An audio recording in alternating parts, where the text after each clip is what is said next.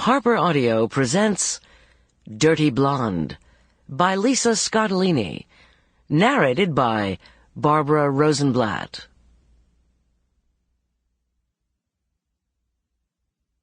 Prologue. Cate Fante was the guest of honor at this celebration, which was drawing to a liquefied close. She raised a final snifter of cognac, joining the judges toasting her appointment to the district court. Tomorrow would be a slow day on the bench.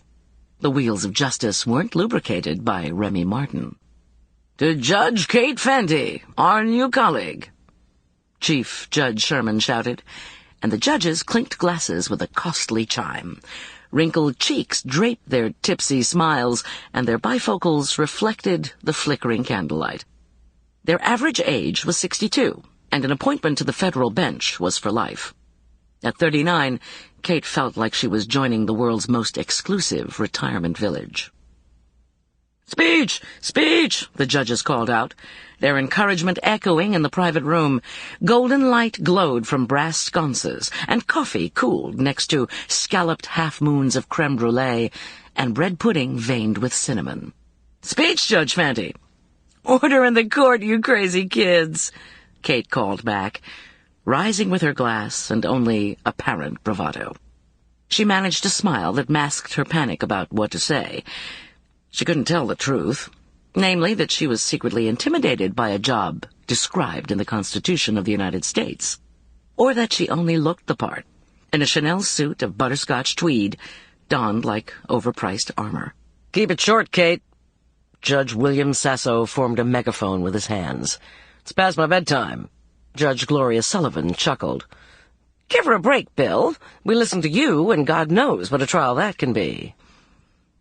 "No, he's right." Cate gathered her nerve. "Thank you for this lovely dinner, everyone. You said a lot of nice things about me tonight, and I just want you to know I deserve every single word." "At last, an honest judge." Chief Judge Sherman burst into laughter, as did the others.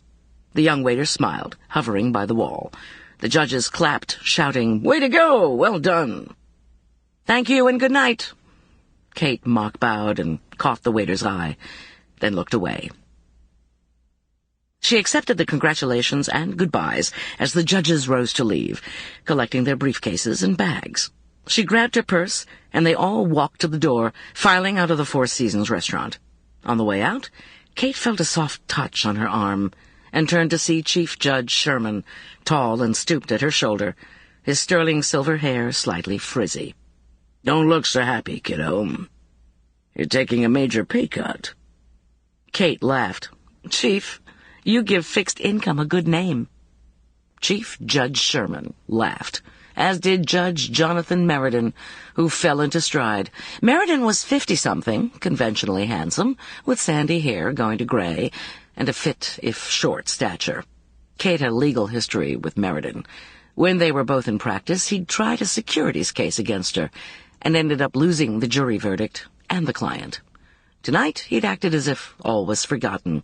So, he'd sucked it up, or warmed to her with Glenlivet's help.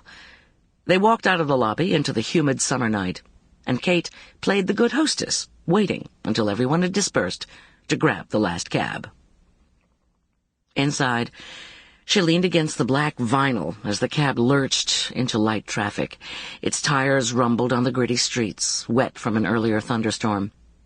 The air conditioning blew only faintly, and Cate eyed the rain-slick buildings like a stranger to the city. She'd lived in Philadelphia since law school, but her heart wasn't in the city. She'd grown up in the mountains, in a small town erased from the map. Cate still felt a twinge at the thought, even though she knew she wasn't supposed to care about her hometown anymore. She was pretty sure the official cutoff was 4th grade. Cate's head began to ache. Today she'd presided over opening arguments in her first major trial, a construction contract case with damages of $50 million.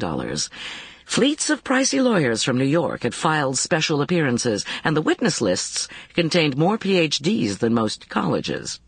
It was a bench trial, with no jury to make the decision, but at least it was a civil case. Cate already sentenced 4 men to federal prison, which was 4 too many. The cab was stifling, and Cate Sample complete. Ready to continue?